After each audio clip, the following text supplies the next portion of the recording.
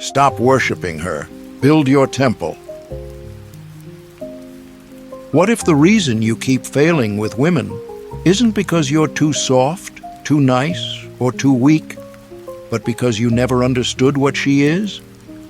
Epictetus and Socrates weren't pickup artists, but they saw through the same illusions men still fall for today. You weren't born to orbit her. You were born to govern yourself. Until you understand the nature of the feminine, you will keep mistaking attraction for truth, and that mistake will cost you your soul.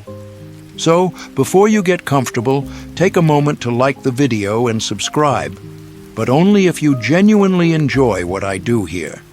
Now lean in. This is not a sermon. This is a wake-up call, and it begins with the sweetness that dulls the sword. They always talk about the battle, the fight for purpose, the war for legacy, the climb toward greatness. But no one warns you about the sweetness that dulls the edge of your sword, the softness that makes you forget you were ever made for steel. That is where most men perish. It starts with a look, not sharp, not cruel, soft, inviting. Her eyes carry a kind of storm you can't name.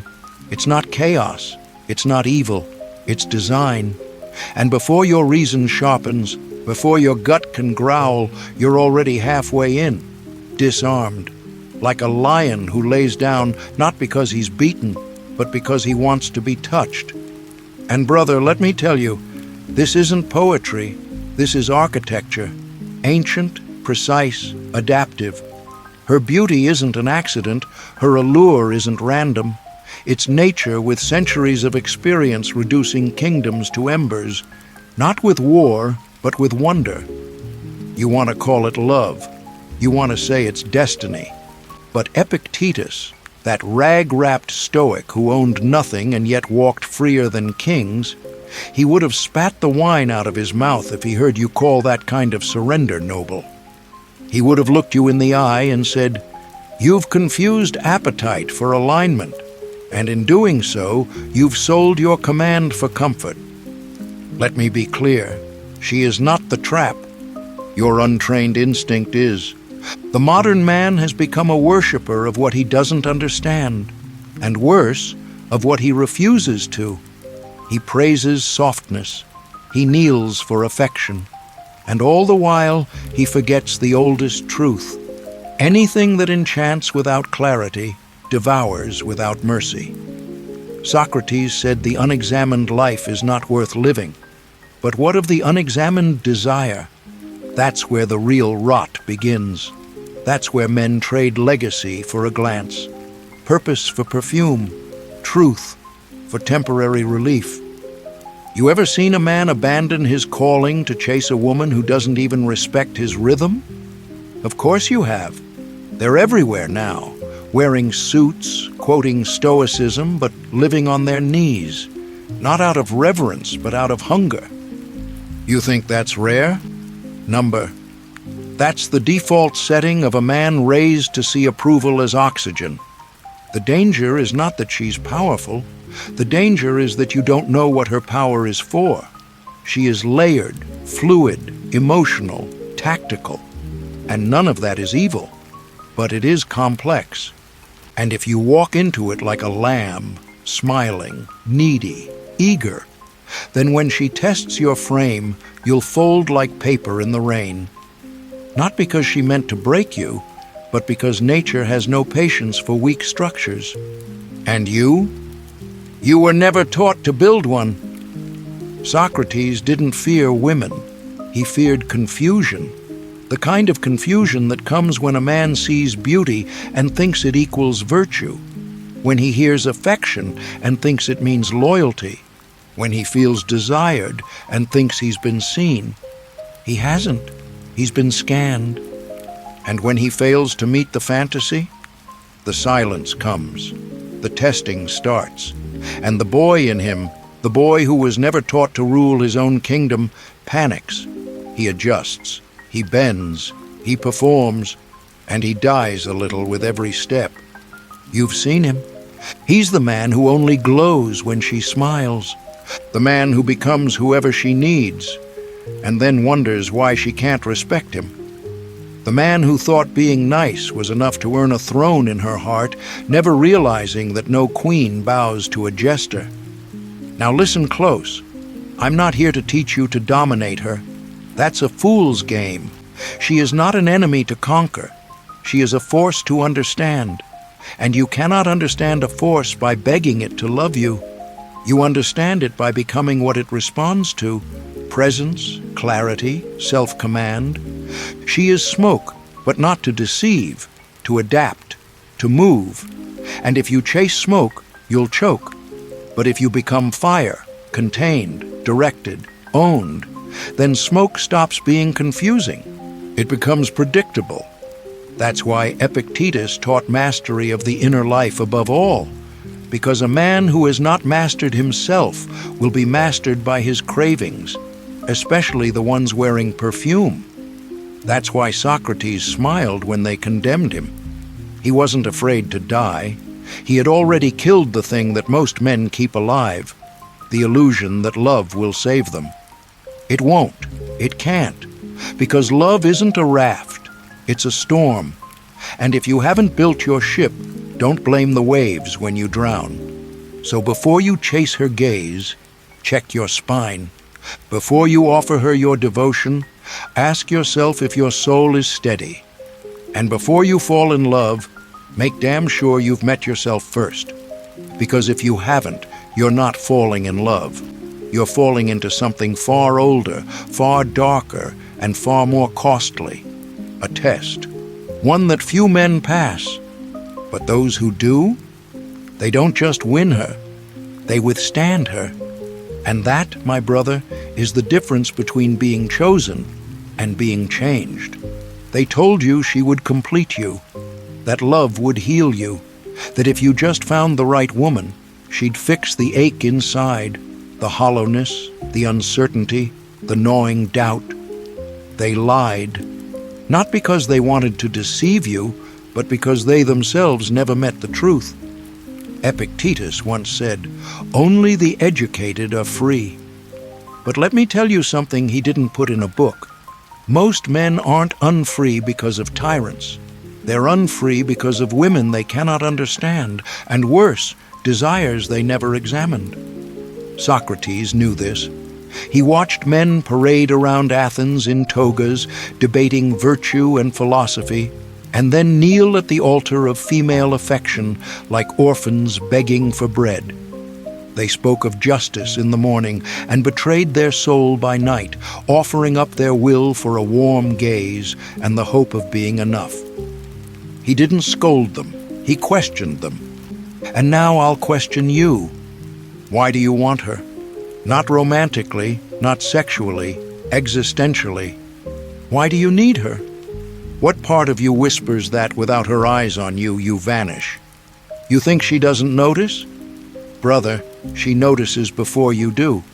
She can smell it like smoke before fire. The scent of a man whose sense of worth is anchored in her approval. And once she sees it, she tests it. Not out of cruelty, out of instinct. You see, she's not your enemy, but she's not your redeemer either.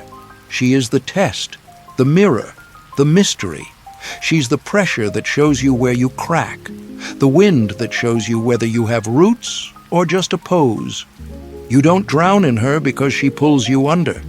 You drown because you walked in with stones in your pockets, unexamined desires, mother wounds, the hunger to be chosen, the fear of being alone.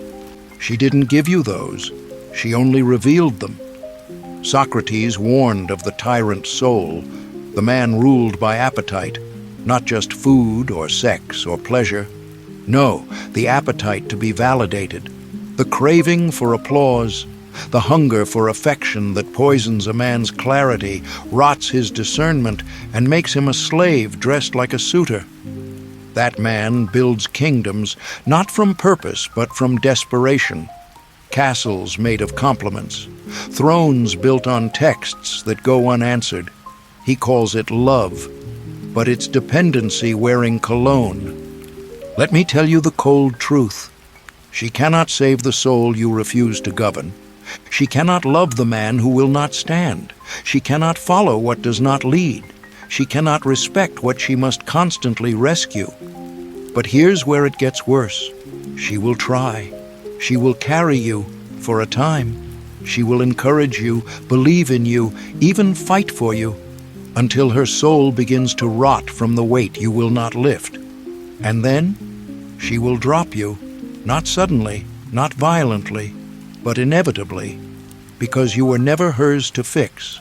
And she, no matter how beautiful, kind, or loyal, was never designed to carry a man who won't carry himself.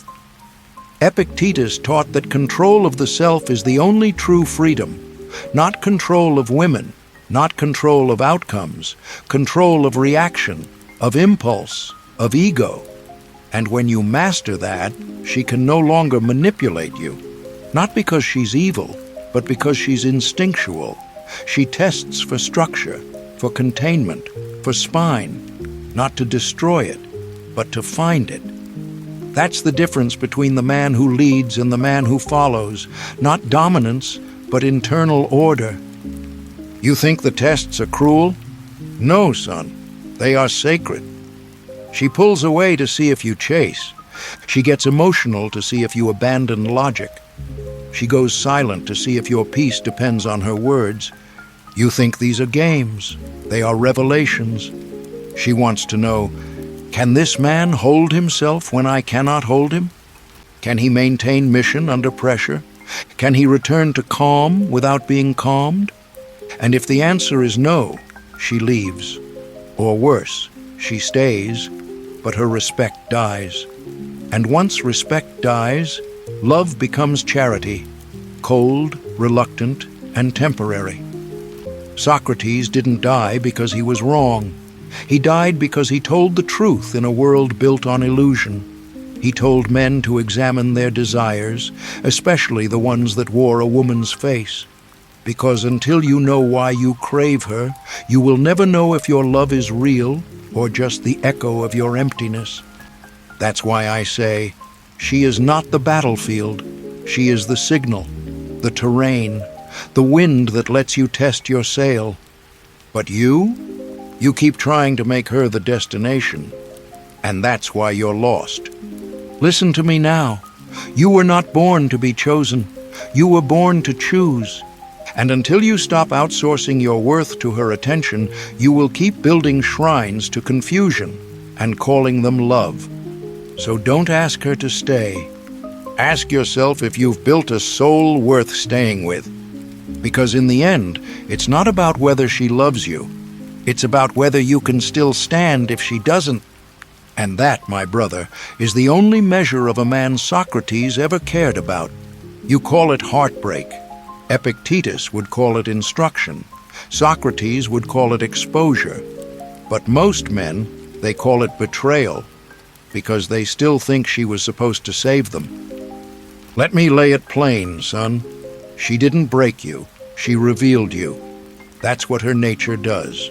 Not because she's cruel, but because she's tuned, instinctually, biologically, generationally tuned, to detect structure or the lack of it.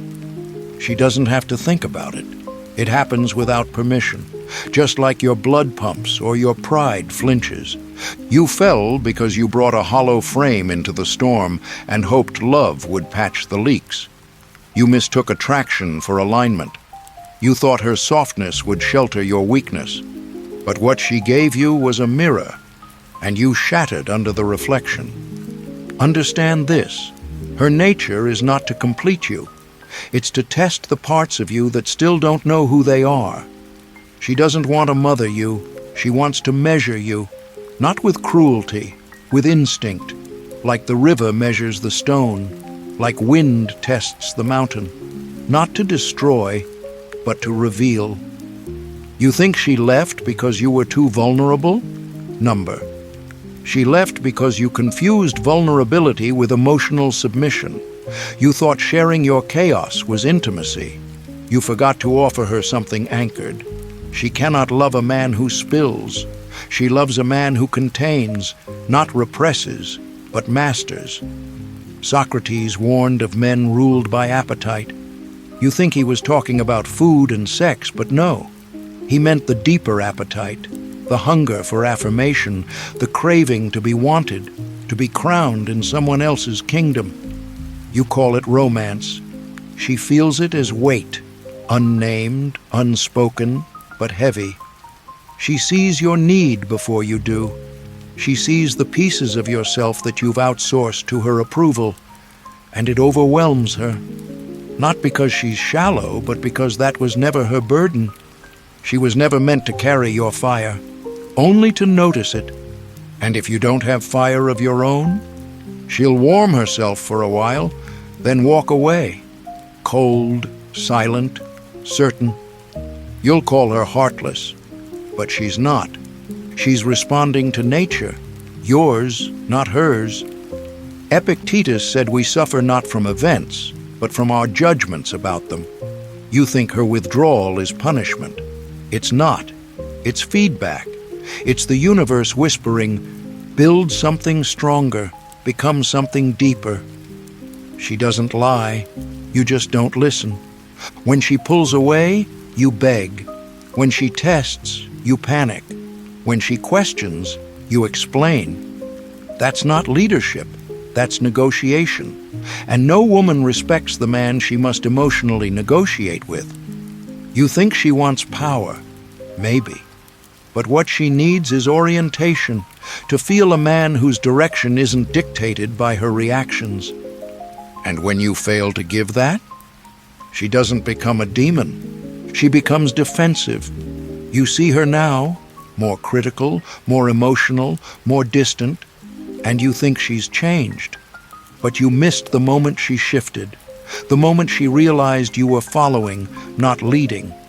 And from that moment on, the clock started ticking. Socrates said, "The shortest and surest way to live with honor in the world is to be in reality what we would appear to be." That includes with women. You appear strong, then be strong. You appear grounded, then stand still. You appear like you know your mission, then let no glance, no silence, no seductive pull make you stray from it. Because the moment you detour from your path to chase her approval, you disappear, not physically, but energetically. She can't follow a man who disappears in her gaze. She doesn't want you orbiting her. She wants you orbiting something greater, something unmoved, your essence, your direction, your form. And if she can walk with you on that path, good. If not, you don't stop walking. That's the test, not of her, of you. And don't confuse this with coldness. Cold men repel the feminine, but clear men attract it, not with tricks, not with charm, with clarity. She wants to feel safe, yes, but not because you kneel, because you don't flinch, because when she storms, you don't crumble, when she tests, you don't rage, when she retreats, you don't chase, you invite, you stand still, and she sees, through her haze, a man unmoved. That's the fire she's drawn to, not the one that dances for her, but the one that endures without her. Now listen, I'm not saying become stone, I'm saying become true. Your feelings don't make you weak, but your inability to hold them does. Your desire isn't wrong, but letting it steer your soul is. Epictetus taught that if you wish to be invincible, then enter into no contest in which it is not in your power to win. You keep entering contests for her attention, her affection, her approval. You fight wars on soil you don't even own. Win yourself first. Win your peace, your posture, your purpose. Then, and only then, will you be able to meet her not as a beggar, not as a boy, but as a sovereign. And she will feel it, maybe for the first time in her life. Not the man who needs her, but the man who chooses her. And that changes everything. There's a reason she keeps testing you, and it's not because she wants to break you. It's because she needs to know, can anything break you? You see, modern men hear test and they flinch. They think it's a trap, a trick, a game. But the ancient mind knew better. Socrates knew better. He didn't run from tension. He walked into it with a calm that made tyrants squirm. He understood something the world has since forgotten. A woman doesn't test to destroy your frame. She tests to find it. Because once she finds it, she can finally rest, not in laziness, in trust, in rhythm, in gravity. The man who bends every time her mood shifts, who chases every time her warmth cools, who apologizes just to keep the peace, that man becomes forgettable. Not because she's evil, but because he's become a shadow of himself. She doesn't want to lead you. She wants to lean on you, only if you can hold. You think strength is stoicism? Number strength is structure. It's the calm in your tone when her voice rises. It's the direction in your eyes when she becomes uncertain. It's the fire inside you that warms her when she's lost, but doesn't extinguish when she walks away. That's what Epictetus meant when he said, "Freedom is the only worthy goal in life." Not the freedom to run, but the freedom to stand without flinching. You must become the kind of man who cannot be moved by the things that move most men. That includes her tears, her temptations, her withdrawal, her silence. Not because you're heartless, because you're whole. See, the reason most men fail isn't because they feel too much. It's because they feel without filter. They confuse her emotional turbulence for truth. They mirror her anxiety, her urgency, her confusion, and call it empathy. But a man who is whole doesn't mirror storms. He calms them. Socrates once said, "I cannot teach anybody anything. I can only make them think." And that's what the unbending man does to her. He doesn't force. He reflects. He doesn't chase. He remains. And in his stillness, she thinks, that's where attraction becomes awe. She may push, she may pull, but all the while, part of her is watching, waiting to see. Will he flinch? Will he fold? If you do, you become like all the rest. If you don't, something rare happens. She respects you, even if she doesn't understand you, even if she calls you cold, even if she walks. Because respect is not about agreement, it's about orientation. And orientation is what your spine is for.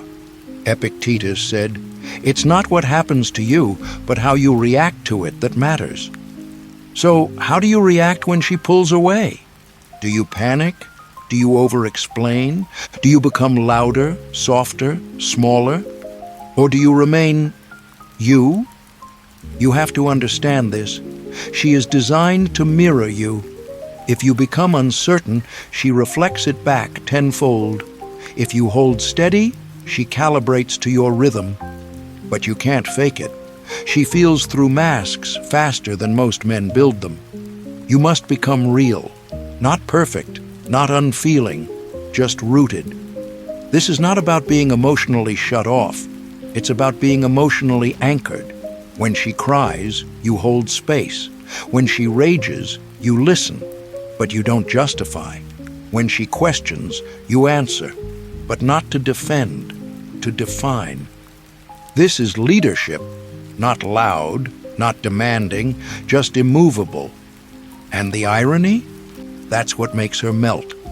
Not the flowers, not the poems, not the obedience, the presence, the unmistakable sense that this man knows who he is, where he's going, and will not betray himself to keep her close. That man becomes gravity. She doesn't chase him. She orients to him. She adjusts. She softens. Not out of submission, out of selection. Because women, real women, the kind forged by fire and truth, do not want to lead. They want to feel the weight of a man's conviction and choose to follow, not his command, but his direction. But here's where most men fall. They get a taste of her love, and they become addicted to her light. They start performing. They get high off her affection and terrified of its absence. So they bend, again and again, until they've lost their form. And once you've lost your form, you can't beg for that back. You can't talk it through. You can't apologize your way into polarity. You must rebuild from the ground up. And this time, you do it without her approval as your compass. Because once you become the man who doesn't flinch under her fire, something shifts in her soul, something deep, something ancestral. She may not have the words for it, but her instincts will whisper, "This man cannot be moved. This man I can trust." And trust, my brother, is where her love truly begins. Not when you impress her, not when you seduce her, but when you remain who you are, no matter who she becomes. Now listen, boy, and listen close, because this is where men either fall asleep in her arms or wake up in their own skin. The final test is not hers, it's yours. You see, she was never the end. She was the mirror. A mirror that reflects not your beauty, but your fractures, your faults, your forgotten edges. Most men, when faced with that reflection, they flinch, they cover, they project. They curse the mirror for showing what they dare not see. But the man who stays, the man who dares to look long enough, he begins to see himself. Now, don't get romantic here. Don't think just because you see the truth that she'll come running with open arms and soft forgiveness. That's not how this works. This ain't a fairy tale. This is a forging. Epictetus said, "First say to yourself what you would be, and then do what you have to do." That's it. Simple, brutal, divine. If you would be a king, a man rooted in something deeper than approval, then act accordingly. Not when it's easy, but when it's humiliating, lonely, cold, when you are misunderstood, when she walks away, when no applause comes. You hold the line not for her, not even for the world, but because that is who you have decided to be. This is the test the modern man avoids like death. But death is exactly what it is. The death of your dependence, the death of your boyhood myths, the death of your addiction to the feminine as salvation. See, that was never her job. She was never meant to complete you. She was meant to challenge you by reflecting back the places you still hope someone else will carry your weight. But a man carries his own. When she tests you with silence, do you crumble? When she mocks your principles, do you fold? When she withholds affection, do you bribe her with obedience? These are not emotional games. These are initiations, sacred ones, unspoken, ancient, intuitive. And she doesn't even realize she's administering them. It's not manipulation, it's biology, it's spirit, it's nature verifying your frame.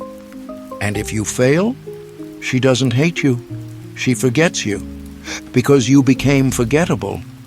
But if you pass, if you hold your posture through the storm, if you let the fire burn away what is false in you without trying to control the flame, then you return, not to her, to yourself.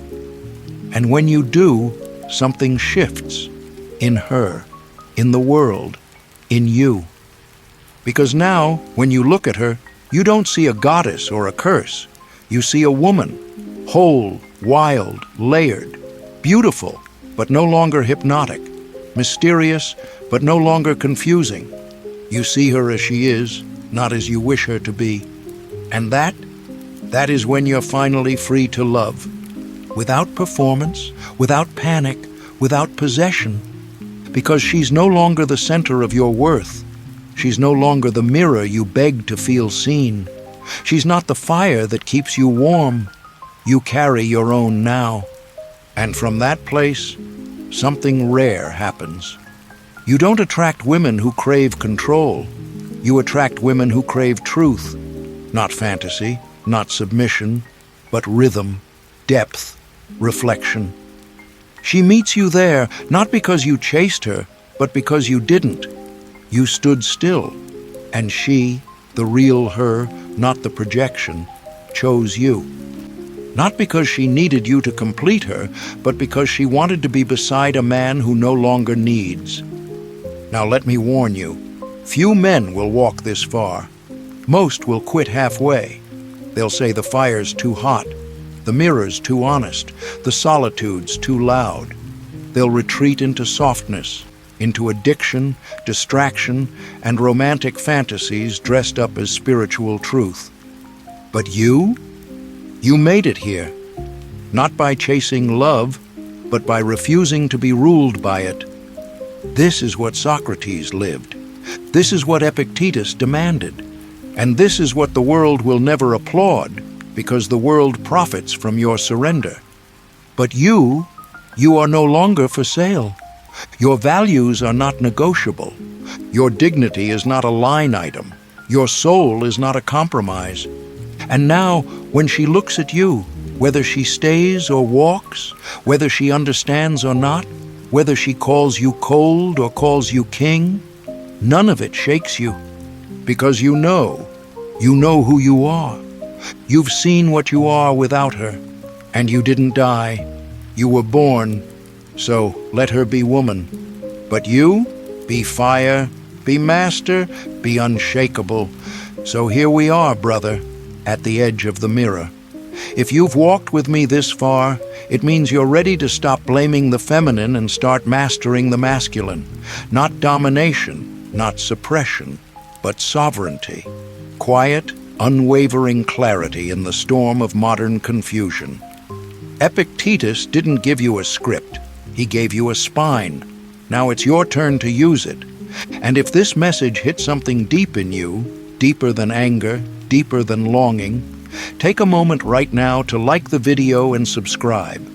But only if you genuinely enjoy what I do here. Not for noise, for truth.